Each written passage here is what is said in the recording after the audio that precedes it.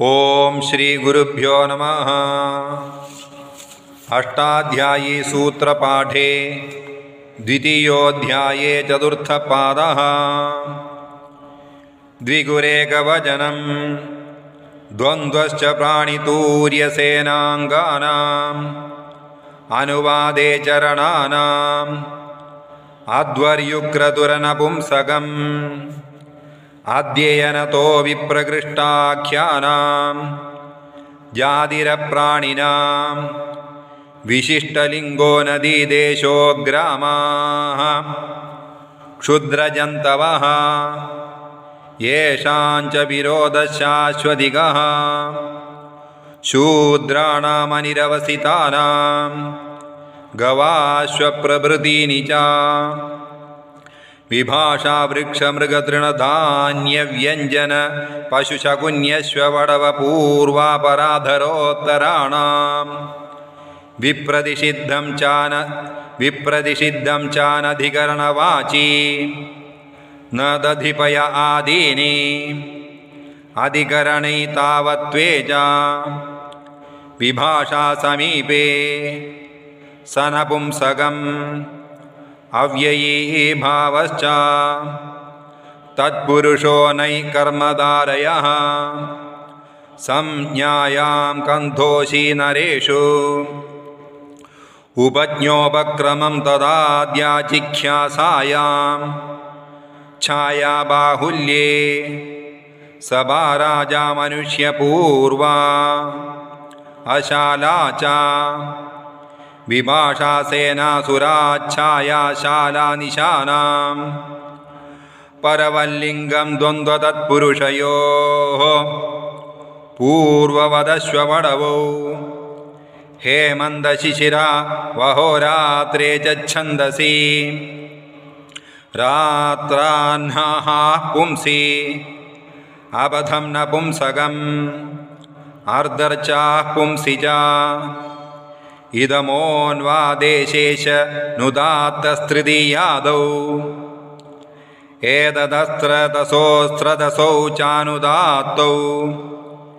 द्वितीयाटौ स्वेनः आर्धधातुके अधो जग्धिर्ल्यप्तिगिति लुङ्सनोर्गसृ घञपोश्च बहुलं छन्दसि लिट्यन्यतरस्यां वेञो वैः हनो वदलिङि लुङि च आत्मनेपदेष्वन्यतरस्यां इणो गालुङि नौ गमिरबोधने सनि च इङश्च गाङ्लृटे विभाषा लुङ्लृङोः नौ च संश्चङोः अस्तेर्भूः भ्रुवो वचिः चक्षिण्यः ख्याञ् वालिटी अजेर्व्यघञपोः वायौ न्यक्षत्रियार्षनिदो यूनि लुगणिञोः पैलादिभ्यश्च इञः प्राजां न तौल्वलिभ्यः तद्राजस्य बहुषु तेनैवास्त्रियां यस्कादिभ्यो गोत्रे यञञोश्च अत्रिभृगुकुत्सवसिष्ठगोतमाङ्गिरोभ्यश्च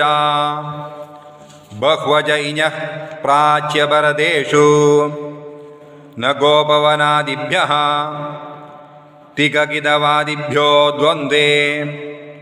उपकादिभ्योऽन्यतरस्यामद्वन्द्वे आगस्त्यकौण्डिन्ययोरगस्तिकुण्डिनज सुपोदादुप्रातिपदिकयोः आदिप्रभृतिभ्यः शपः बहुलं छन्दसि यङोचि च जुहोत्यादिभ्यः श्रुः बहुलं छन्दसि गादिस्था गुपाबूभ्यस्ति च परस्मै पदेषु विभाषाग्राधेर्षाच्छासः तनादिभ्यस्तधासोः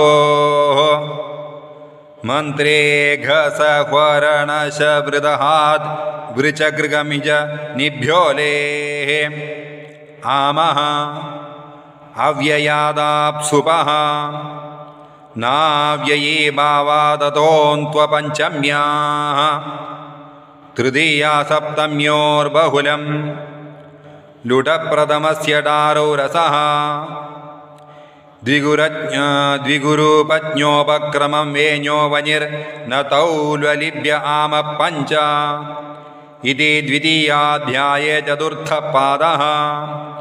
इति द्वितीयोऽध्यायः। ओम।